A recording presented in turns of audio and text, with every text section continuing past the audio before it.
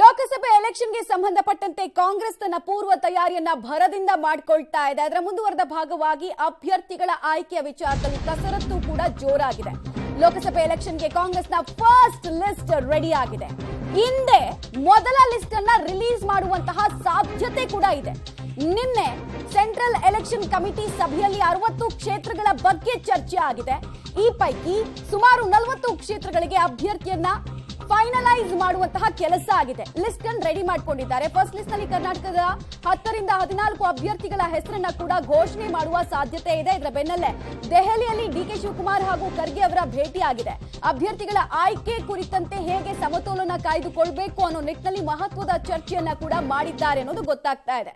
ಗೆಲುವೊಂದೇ ಮಾನದಂಡ, ಆದರೆ ಆ ಗೆಲುವಿಗಾಗಿ ಅಭ್ಯರ್ಥಿಗಳ ಕೊರತೆ ವಿಚಾರದಲ್ಲಿ ಕಾಂಗ್ರೆಸ್ ಎದುರಿಸ್ತಾ ಇರುವಂತಹ ಚಾಲೆಂಜ್ ಅನ್ನ ಹೇಗೆ ಬಗೆಹರಿಸ್ತಾರೆ ಅನ್ನೋದೇ ಈ ಕ್ಷಣಕ್ಕೆ ಇರುವಂತಹ ಕುತೂಹಲ.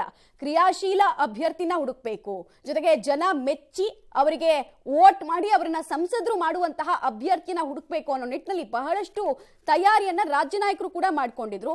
ಅವರು ಕೂಡ ತಮ್ಮದೇ ಆದಂತಹ ಪಟ್ಟಿಯ ಜೊತೆಗೆ ಹೋಗಿದ್ರು. ಕಾಂಗ್ರೆಸ್ ಕೂಡ ಸರ್ವೆನ ಆಬ್ವಿಯಸ್ಲಿ ಮಾಡಿಸಿರುತ್ತೆ.